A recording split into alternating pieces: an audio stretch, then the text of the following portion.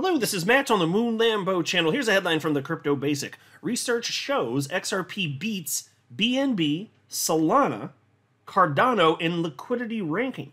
And so this is fascinating because there are a number of people, it's a minority, but there are a number of people in the XRP community that are not happy with XRP's recent price action. I am definitely not one of those people. I'm very happy with what's done in 2023, and I don't control the timing. There's no reason to believe I don't think anyway, that XRP is going to be sitting on the sidelines as this bull market heats up even further and we enter euphoria. It doesn't make sense to me that XRP would just be sitting on the sidelines, so I think a lot of people need to be chilling out. But in terms of liquidity, it's just fascinating to see that despite, in recent days anyway, a lot of sideways price action for XRP, there are a lot of eyes on XRP, as evidenced by this particular metric tracking liquidity. And you'll see as you go through this article, XRP is number 3 out of all cryptocurrencies in existence when it comes to liquidity. So there's that, and then there's also this headline from Cointelegraph. JP Morgan CEO criticized for Bitcoin ETF role amid anti-crypto comments. Okay, so I made a video where I covered this topic recently, but I want to share with you additional perspective on this from attorney John Deaton as well as attorney Jeremy Hogan. I always appreciate their insight and thoughts. But before going further, I do want to be clear, I do not have a financial background of any kind. I am not offering financial advice, and you definitely should not buy or sell anything because of anything I say or write. I'm just an enthusiast who enjoys making YouTube videos about crypto-related topics, but just as a hobby and just for fun. And by the way, just as a friendly reminder, like, things happen fast in crypto. It makes no logical sense to be feeling down about XRP right now, in my humble opinion. In fact, just to bring the point home a little bit, and I'm not going to read this article, it's old, it's from September, but here you go, from the Crypto Basic. XRP becomes top-traded altcoin in the United States, overtakes Solana, Doge, Cardano, SHIB. And it's kind of funny because it's fantastic as this was at the time here. Solana ended up going on a ridiculous tear, obviously, and a lot of people made a lot of money having invested in Solana, but just months ago, XRP overtook it. And so there's going to be a lot of back and forth like this. So in terms of market cap, XRP is still going to take back that number 5 spot. Yeah, Solana's in it right now, but that's just temporary. You know, Solana's just keeping that number 5 spot warm for XRP. You know, I don't believe that it's going to stay like. Just wait until it actually goes, though. It's going to be completely ridiculous. But anyway, as far as liquidity, to just kind of prove the point, like there are a lot of people that have placed their bets. And a lot of people have very high confidence, and well-deserved, I would argue, regarding future expectations for XRP price action. It's going to hit a new all-time high. It's going to enter price discovery. That's the bet I'm making anyway. No way to know for sure, but that's my bet. We'll see what happens. So anyway, this article, again titled Research Shows XRP Beats BNB, Solana, Cardano in Liquidity Ranking, reads as follows. A research report from the institutional-grade analytic platform Kaiko ranked XRP over Binance, so that's Binance Coin, BNB, Solana, and Cardano in terms of liquidity. So it's just so fascinating. XRP is beating out cryptocurrencies in terms of liquidity that have higher market caps. Now Cardano's it doesn't have a higher market cap, but BNB and Solana do, currently anyway. In a recent tweet, Kaiko recapped its published report that offered a comprehensive liquidity analysis across the top 40 tokens. It challenged the conventional reliance on market capitalization as a key metric and underscored the significance of liquidity engaging a token's actual value. In the third quarter liquidity ranking, Bitcoin, ETH, and XRP emerge as the top 3 tokens. The report stated that Bitcoin and ETH have maintained their dominance in both market cap and liquidity.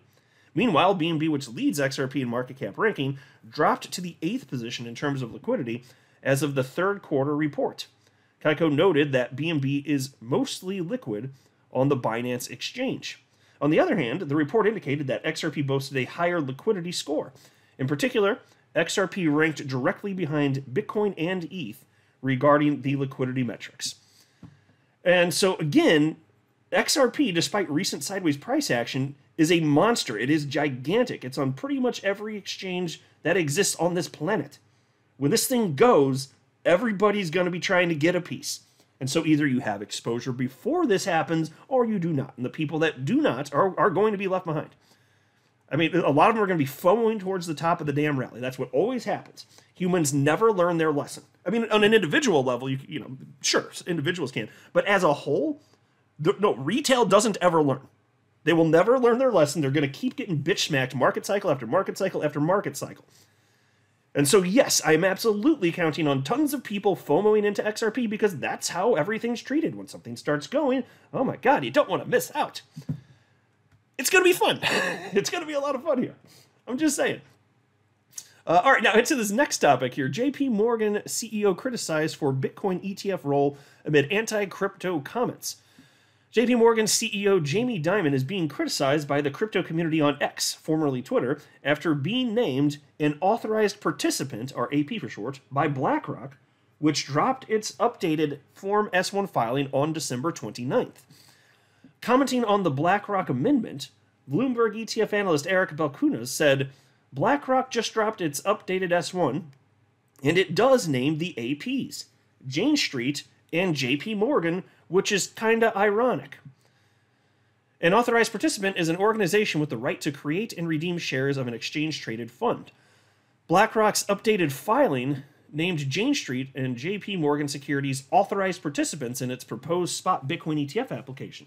However, Dimon hasn't endorsed Bitcoin publicly. Yeah, quite the opposite. In a December 6th hearing on the United States Senate Banking Committee on oversight of Wall Street firms, Dimon told several U.S. lawmakers that if he had the authority in government, he would try to shut down crypto, claiming Bitcoin and cryptocurrency's only true use case is to facilitate crime. Can you believe this, folks? The audacity of this. Like, what the hell is his firm doing then? He's the guy leading it. If he thinks that it's facilitating crime, how dare he be involved in this? How dare he? Right? You're leading the ship there, buddy. I just don't. And so that's why he's been rightfully getting mocked for a couple days now. So I want to share with you what John Deaton and Attorney Hogan had to say about this. So I'll share what John Deaton said first. He wrote, how about that, Elizabeth Warren? Jamie Dimon's JP Morgan is involved with Bitcoin despite its only use case serving terrorists, drug cartels, and other criminals. Or maybe you and Jamie Dimon are simply gaslighting the American public. Spot on. And then I shared this news on the 29th. I wrote, I find this rather comical. Anyone surprised, though? And Attorney Jeremy Hogan, Attorney Jeremy Hogan responded to me and said, watch what they do, not what they say, question mark. And, of course, that's always the case. I mean, I've been espousing that concept on this channel for over half a decade now.